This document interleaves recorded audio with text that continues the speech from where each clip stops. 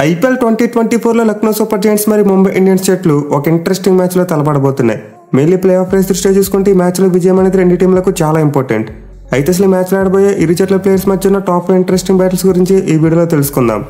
Number 5 KL Rahul versus Hardik Pandya. ఇదైతే power ప్లేలో ఉండబోయే ఒక ఎగ్జైటింగ్ బ్యాటిల్.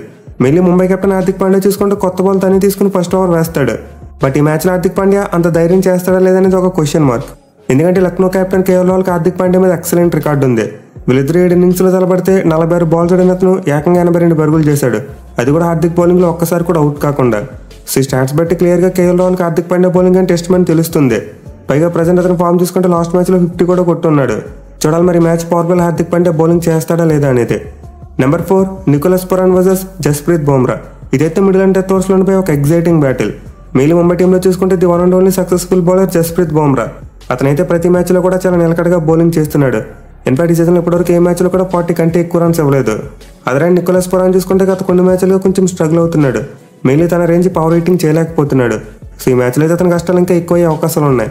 ఎందుకంటే బుమ్రాకి అతని మీద అద్భుతమైన రికార్డు ఉంది. వీళ్ళిద్దరూ 4 ఇన్నింగ్స్లో తలపడితే 15 బాల్స్ వేసిన అతను కేవలం 13 పరుగులు మాత్రం ఇచ్చాడు. And also Pooran 2 times out చేశాడు. సో చూడాలి మరి మంచి ఫామ్లో ఉన్న బుమ్రాని పురాన్ ఎలా కౌంటర్ చేస్తాడనేది. Number 3 Hardik Pandya versus Krunal Pandya. ఇదైతే మిడిల్ ఓవర్స్లో అన్నదమ్ముల మధ్య ఉండిపోయి ఒక interesting battle. Main Hardik Pandya చూసుకుంటే తన లాస్ట్ మ్యాచ్లో స్పిన్నర్స్ మీద కౌంటర్ అటాక్ చేసి మంచిగా బ్యాటింగ్ చేశాడు. బట్ అతను అన్నికి చూసుకుంటే హార్దిక్ పాండ్యా మీద చాలా మంచి రికార్డు ఉంది. వీళ్ళిద్దరు ఇప్పటివరకు 3 ఇన్నింగ్స్లో తలపడితే 23 బాల్స్ వేసిన అతను కేవలం 14 పరుగులు మాత్రం ఇచ్చాడు. అండ్ ఆల్సో తమ్ముడిని ఒకసారి అవుట్ కూడా చేశాడు. సో హార్దిక్ పాండ్యా అయితే క్లియర్గా కృణాల్ పాండ్యా బౌలింగ్ ఆడేందుకు చాలా ఇబ్బంది పడుతున్నాడు. అండ్ దీనికి ఆబ్వియస్ రీజన్ అతను ఒక రైట్ హ్యాండ్ బ్యాట్స్మెన్ అయితే కృణాల్ పాండ్యా ఒక లెఫ్ట్ ఆర్మ్ స్పిన్నర్.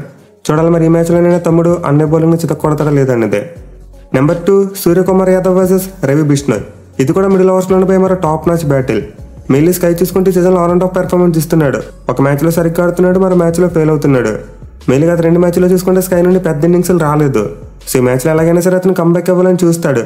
బట్ అప్పుడు టీంలో రవి బిష్ణోయ్ అంటే ఒక ఇన్ఫార్మ్ స్పిన్నర్ ఉన్నాడు. అండ్ అతనికి చూసుకుంటే స్కై మీద అద్భుతమైన రికార్డు ఉంది. వీళ్ళిద్దరు 7 ఇన్నింగ్స్లో తలపడితే 32 బాల్స్ వేసిన అతను 39 పరుగులు మాత్రం ఇచ్చాడు. మోస్ట్ ఇంపార్టెంట్లీ స్కైని 3 టైమ్స్ అవుట్ చేశాడు. సో యావరేజ్ పరంగా చూసుకున్న స్ట్రైక్ రేట్ పరంగా చూసుకున్న స్కైకి అయితే బిష్ణోయ్ మీద అసలు మంచి రికార్డు లేదు. చూడాలి మరి మ్యాచ్లో అతను ఎలా కౌంటర్ చేస్తాడనేది. Number 1 Marcus Stoinis versus Jasprit Bumrah. ఇది కూడా మిడిల్ ఓవర్స్లో ఉండిపోయి ఒక మ్యాచ్ డిసైడింగ్ బ్యాటిల్ అని చెప్పుకోవాలి. మెయిన్లీ స్టోయినిస్ లాంటి ఒక డేంజరస్ బ్యాట్స్మెన్ ఎంత త్వరగా అవుట్ చేస్తే అంత మంచిది. అలా కాకుండా అతను క్రీజ్లో సెట్ అయితే మాత్రం ఖచ్చితంగా ఒక పెద్ద ఇన్నింగ్స్ ఆడతాడు. సో ఈ పవర్ హిట్టర్ మీద కూడా ముంబై టీం బుమ్రాని యూజ్ చేయాలి. ఎందుకంటే బుమ్రాకు స్టోయినిస్ మీద కూడా అద్భుతమైన రికార్డు ఉంది.